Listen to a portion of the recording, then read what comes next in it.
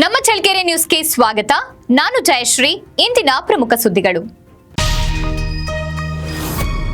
H Anjaneya ಅವರಿಗೆ ಬೆಳ್ಳಿ ಗದೆ ನೀಡಿ ಗೌರವಿಸಿದ ದಲಿತ ಮುಖಂಡರು.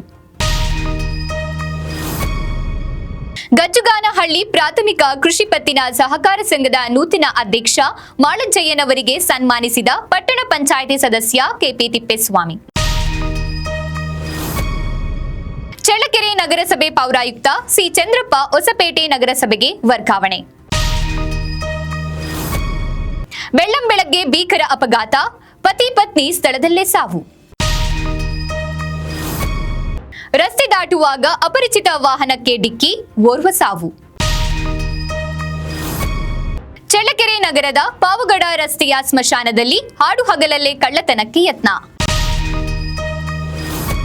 ಹಾಸ್ಯ ನಟರಾದ ಸಾಧು ಕೋಕಿಲ ಅವರು ಇಂದು ಖಾಸಗಿ ಕಾರ್ಯಕ್ರಮದ ನಿಮಿತ್ತ ಸೂರನಹಳ್ಳಿ ಗ್ರಾಮಕ್ಕೆ ಭೇಟಿ. ಹಂಪೆಯಲ್ಲಿ ಚಿನ್ಮುಲಾದ್ರಿ ಸಾಹಿತ್ಯ ವೇದಿಕೆಯಿಂದ ಪ್ರವಾಸಗೋಷ್ಠಿ.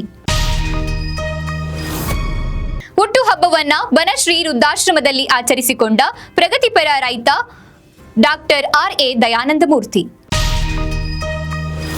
ಇಎಸ್ಐ ಆಸ್ಪತ್ರೆ ಹಾಗೂ ಜನಳಿ ಪಾರ್ಕ್ ಮಂಜೂರಾತಿ ನೀಡುವಂತೆ ಜೆಡಿಎಸ್ ಮುಖಂಡ ವೀರಭದ್ರಪ್ಪನವರಿಂದ ಕೇಂದ್ರ ಸಚಿವ ಎಚ್.ಡಿ. ಕುಮಾರಸ್ವಾಮಿ ಅವರಿಗೆ ಮನವಿ ಸಲ್ಲಿಕೆ.